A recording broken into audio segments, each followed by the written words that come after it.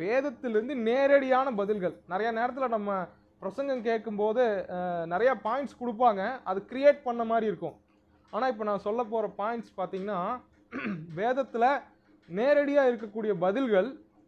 இதெல்லாம் வந்து கடந்த ஒரு சில நாட்கள், அதாவது போன வாரம் ஃபுல்லாவே நான் ஜெபித்து எங்களுடைய வாழ்க்கையில கடந்து போற கஷ்டமான சூழ்நிலைகள், வேதனைகள், பணக்கஷ்டம், வறுமை, நெருக்கம் இதெல்லாம் இந்த மாரி நெறையா சரீரத்தில நெறையா பிரச்சனைகள், வியாதிகள் இது எல்லாத்தையும் கடந்து போகும்போது, ஆ ஆண்டவர் வந்து ஏன் கிறிஸ்தவங்களுக்கு உபத்திரவம் அப்படின்ட்டு நான் வந்து ரொம்ப கண்ணீரோட நான் ஜெபிச்சேன். ஜெபிக்கும்போது இப்ப நான் என் ஒய்ஃப் கிட்ட பார்த்துட்டு, ஆண்டவர் என்ன செய்ய போறோன்ற இறுதி இலக்க பேசிட்டாரு. ஆனா இப்ப அடுத்து என்ன ஸ்டெப் பண்ணணும் அப்படின்றத என்ன சொல்ல வராருன்னு புரிய மாட்டேங்குது. அதாவது தேவன் நம்ம வாழ்க்கையில பேசுறத நம்ம கேட்க ஆரம்பிச்சிட்டோம்னு வச்சுக்கோங்களேன், லைஃப் ரொம்ப ஈஸி ஆயிரும். ஆனா நம்ம அப்படி கேட்க ஆரம்பிக்கிறது இல்ல. அதாவது இஸ்ரவேல் ஜனங்களுக்கு ஒரு நம்பிக்கை இருந்தது. மேசியா வந்து பிறப்பார் அப்படின்னு சொல்லப்பட்டுச்சு. ஆனா பழைய ஏற்பாட்டுக்கும் புதிய ஏற்பாட்டுக்கும் பக்கத்துல பைபிள்ல வெள்ள பக்கம் இருக்கும். அதுல பார்த்தீங்கன்னா 400 வருஷம் ஆண்டவர் பேசவே இல்ல. 400 வருஷம் இருண்ட காலம். சரித்திரத்தின் இருண்ட காலம் அல்லது மௌன காலம் அப்படின்னு சொல்லப்படுது. Darkest days of the history, Jewish history. முக்கியமா யூதர்களுடைய வரலாற்றுல அது இருண்ட காலம் அப்படின்னு சொல்லப்படுது. ஸோ நம்ம வாழ்க்கையில ஒருவேளை இருண்ட காலம் போல போயிட்டு இருக்கலாம்.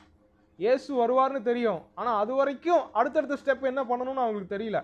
ஸோ நம்ம வாழ்க்கையில கூட, உங்க வாழ்க்கையில கூட இறுதி இலக்கு என்னன்னு ஆண்டவர் பேசியிருப்பார். அப்ப எங்களுக்கு இறுதி இலக்கு என்ன? நாங்க எப்படிப்பட்ட ஊழியத்தை செய்யணும்? நாங்க என்ன மாரி ஒரு இலக்கை அடையணும் அப்படின்னு சொல்லி தேவன் பேசியிருக்காரு. ஆனா பல நேரங்கள்ல அடுத்த ஸ்டெப் தெரியாம கொஞ்சம் நம்ம கஷ்டப்படுறோம். தேவன் கைவிட்டது போல ஒரு உணர்வு. தேவன் இருக்கிறாரா? அதாவது இல்லையா? அப்படிங்கிற மாரி கேள்வியெல்லாம் கூட நமக்கு வரும். அதாவது இஸ்ரேல் ஜனங்க கானானுக்கு போணும் அப்படின்னு தேவன் சொல்லிட்டாரு.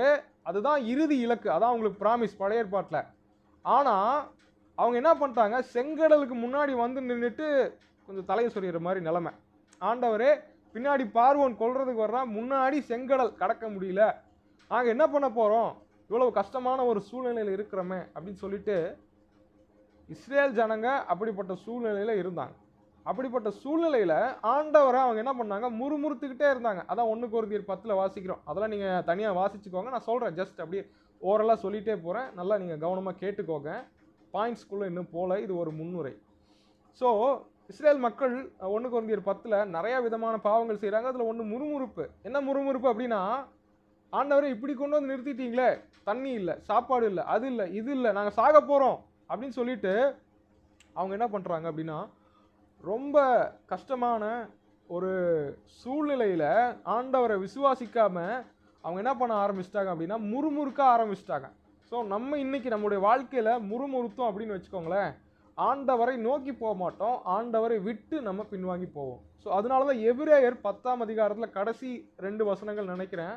அந்த வசனங்கள் சொல்லுகிறது, நாம கெட்டு போக பின்வாங்குகிறவர்களா இராமல் ஆத்துமா ஈடேற விசுவாசிக்கிறவர்களா இருக்கிறோம். ஆத்துமா ஈடேறுவதுன்னா என்னன்னா, நம்ம ஆத்துமால நிறைய கரைகள் இருக்கு. அது சுத்திகரிக்கப்பட்டு அது வந்து முற்றிலும் பரிசுத்தமாக்கப்படணும்.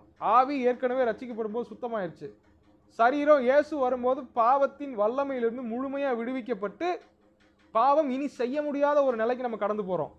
பட் இந்த ஆத்துமாவை இந்த பூமியில உயிரோடு இருக்கிற வரைக்கும் நம்ம சரிப்படுத்தினாதான் சரீரத்துல பாவம் செய்யாம இருக்க முடியும். ஸோ அந்த ஆத்துமா ஈடேறுவதற்கு மிக முக்கியமான காரியம். நம்ம நிறைய நினைப்போம், ஆவியின் கனியோ, அன்பு, சந்தோஷம், சமாதானம் நிறைய நம்ம போட்டே போவோம். இது எல்லாத்தையும் தாங்கி நிக்கிற ஒரு மிக முக்கியமான ஒரு பேஸ்மெண்ட் பார்த்தீங்கன்னா என்ன அப்படின்னு கேட்டீங்கன்னா, விசுவாசம். அந்த விசுவாசம் நம்ம வாழ்க்கையில வரணும்னா என்ன பண்ணணும்? ஏன் உபத்திரவம் அப்படின்னு சொல்லி நம்ம தெளிவான புரிதலை நம்ம அறிந்து கொள்ள வேண்டும், தெரிந்து கொள்ள வேண்டும்.